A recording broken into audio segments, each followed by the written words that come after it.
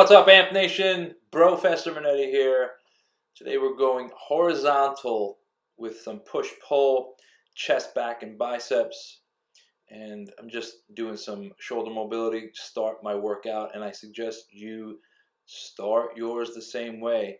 Mobilize first. I'm a big fan of getting shoulder mobility, hip mobility, and just spending a few minutes before every workout to, you see me, I'm doing some lat activation, just trying to, I twist and pull my body wherever I feel I need to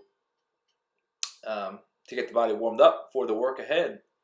So that's what I'm doing right here. And next up, my first working exercise, I'm just doing some cable lap pullovers. I believe in activating the muscles. I do believe in, oftentimes doing some single joint isolation work to activate the muscles prior to going into the bigger compound movements. So here I'm just getting my lats fired up. And now I'm going to get my upper back and shoulders. I keep on saying fired up, but what I mean by that is just getting some blood around that area and getting some support back there to get wake those muscles up, so to speak.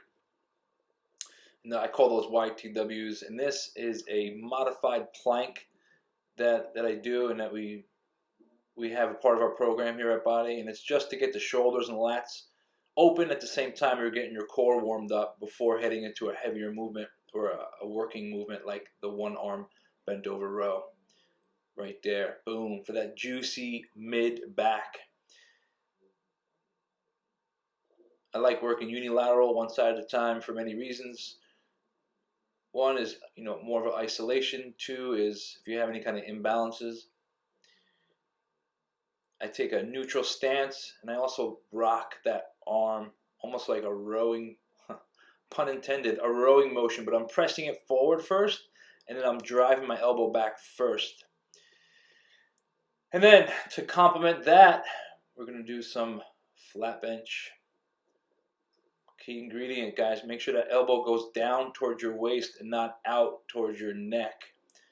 It'll protect your shoulders, and you'll get more chest activation in its entirety, right? So flat bench, we think that it's maybe just for the middle part of our chest, but your whole chest is working doing any kind of chest movement.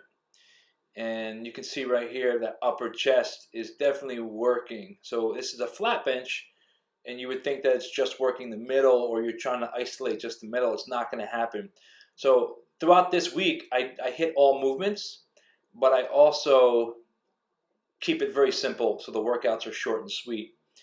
And here we are just doing some wide grip T-bar rows. I actually created a video on the T-bar rows for some do's and don'ts, getting the maximum out of it.